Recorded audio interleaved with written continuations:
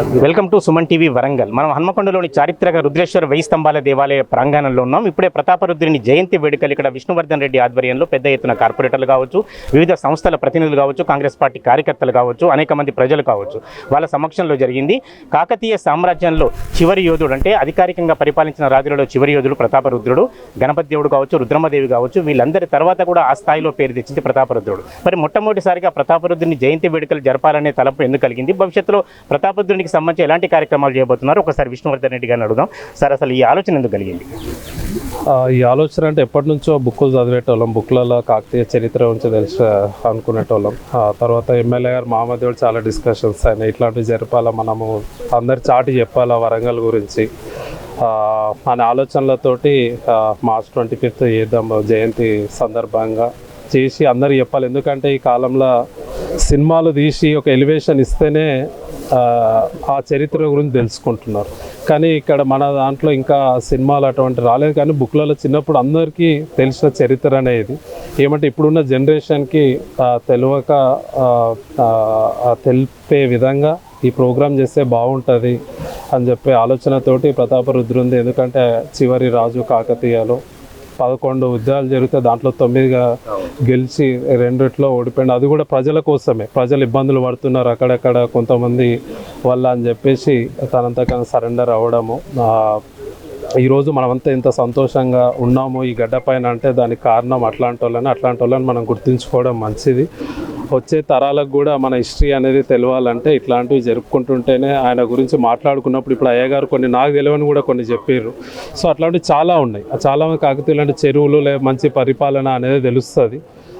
అదే కాకుండా చాలామంది బ్రాహ్మణులకి అనేక ప్రదేశాల్లో వీళ్ళు చాలా ల్యాండ్లు కూడా ఇచ్చారు. ఎగ్జాంపుల్ అనంతపూర్కి ఒక బుక్ చదువుతాను, దాంట్లో అనంతపూర్లో ఒక బ్రాహ్మణులకి అక్కడ చాలా స్థలాలు ఇచ్చి బ్రాహ్మణ ఒక వాడనే అటు సైడ్ అంత వ్యవస్థనే చేయొచ్చు. అట్లా కొన్ని చోట్ల చాలా ఇచ్చారు. ముందు ఇవి కూడా దీనిపైన మనం ఇట్లాంటివి చేస్తే ఒక వారం రోజుల నుంచి డివిజన్లలో వేసి తర్వాత మెయిన్ ప్రోగ్రామ్ ఇక్కడ అట్లా పెట్టుకుంటే బాగుంటుంది, ఇంకా చరిత్ర అనేది తెలుస్తుంది. ఎందుకంటే ఒక తెలుగు బిడ్డగా ప్రతాపరుద్రుని జయంతి మనం అందరం చేసుకోవాలి. ముందు చేసుకుంటేనే చరిత్ర అనేది అందరికీ గుర్తుంటుంది అని చెప్పేసి ఈ ఉత్సవాలు చేయడం ఒకటి ఆలోచన వచ్చింది.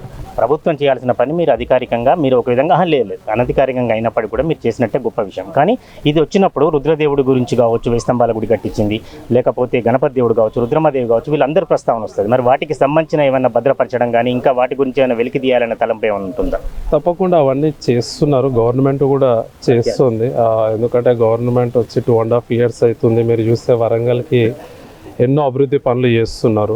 భద్రకాళి మాడవీధులు అయితేనేమి, ఇక్కడ కూడా అయ్యగారు అన్నట్లే చుట్టుపక్కల ప్రదేశంలో యునెస్కోకి ఎట్లా తీసుకెళ్లాలనేది కూడా ఎమ్మెల్యే గారు చాలాసార్లు సీఎం గారితో, ఇన్ఛార్జ్ మినిస్టర్ పొంగులేటి శ్రీనివాసరెడ్డి గారితో కూడా చర్చించడం జరిగింది కలెక్టర్ రివ్యూ మీటింగ్లలో. ఎందుకంటే గవర్నమెంట్ అనేది 100% కమిట్ అయి ఉంది. వరంగల్ అనేది తెలంగాణలో ఒక నెక్స్ట్ బిగ్ సిటీగా చేయాలనే ఆలోచనతో ఉంది. సో గవర్నమెంట్ కూడా దీంట్లో సపోర్ట్ ఉంది. ఇప్పుడు వచ్చిన వాళ్ళందరూ గవర్నమెంట్కి సంబంధించిన ప్రోటోకాల్ ఉన్న వ్యక్తులే, కార్పొరేటర్లు కానీ ఫ్లోర్ లీడర్ కానీ. సో అట్లేం లేదు, ఇది అనధికారికంగా కావచ్చు. కానీ ప్రజలలో అందరూ వచ్చి దీంట్లో గవర్నమెంట్ ఎంప్లాయీస్ కూడా వచ్చారు మీరు చూస్తే. సో ఎందుకంటే చాలా మందికి ఎగ్జాక్ట్ డేట్ ఆఫ్ బర్త్ తెలియదు కాకతీయులో వాళ్ళది ఎవరిది. సో అటువంటి సమస్యలు లేదు. దాని గురించి కొంచెం ఇట్లా అయ్యగారులు వీళ్ళందరూ తెలుస్తుంది కాబట్టి ముందు తప్పకుండా చేస్తారు. అట్లాంటిది ఏం లేదు. అంటే మీ దృష్టికి ఇంకో విషయం సార్, గతంలో కిషన్ రెడ్డి గారి దృష్టి కూడా తీసుకెళ్ళాం. ఇక్కడ పురావస్తు శాఖ నిబంధనల వల్ల రుద్రేశ్వర వెయ్యి స్తంభాల దేవాలయానికి సందర్శించే వాళ్ళకి కావచ్చు, మీడియా కావచ్చు, చాలా మంది వర్గాల ప్రతినిధులకు కావచ్చు చాలా ఇబ్బందులు ఎదురవుతున్నాయి. వీటిని ఏమన్నా ఆలోచించే అవకాశం ఉందా? అయ్యగారు అన్నట్లు సెంట్రల్ ఆధీనంలో ఉంది. సెంట్రల్ ఆధీనంలో అంటే మీ అందరు కూడా తెలుసు, స్టేట్ కంట్రోల్ అనేది తక్కువ ఉంటుంది. కానీ సెంట్రల్లో ఉన్న ఎంపీలు వాళ్ళందరూ కలిసికట్టుగా, అటు కాంగ్రెస్ వాళ్ళు కానీ అటు బీజేపీ వాళ్ళు కానీ, అంటే అందరు ఎంపీలు అంటున్నాను, ఆల్ ఓవర్ తెలంగాణ వాళ్ళు. ఎందుకంటే ఇట్లాంటి ప్రదేశం ఉండడం మన అదృష్టం. అట్లాంటి ఉన్న ప్రదేశాన్ని ఎంపీలు అందరూ కలిసి సెంట్రల్ పైన ప్రెజర్ తెచ్చి ఇక్కడ ఫండ్స్ తెచ్చి మరింతగా అభివృద్ధి చేసి టూరిజం పెంచితే దానివల్ల చుట్టుపక్కల విలేజెస్ కానీ సిటీ కానీ చాలా డెవలప్ అవుతుంది. సో ఆల్రెడీ ఇప్పుడు రామప్ప యునెస్కో అయ్యింది.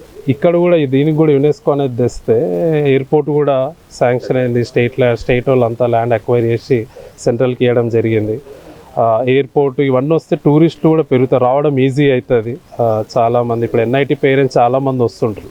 వాళ్ళందరూ ఎన్ఐటి అంతా చాలామంది 80% 50% నాన్ లోకల్ వాళ్ళే ఉంటారు.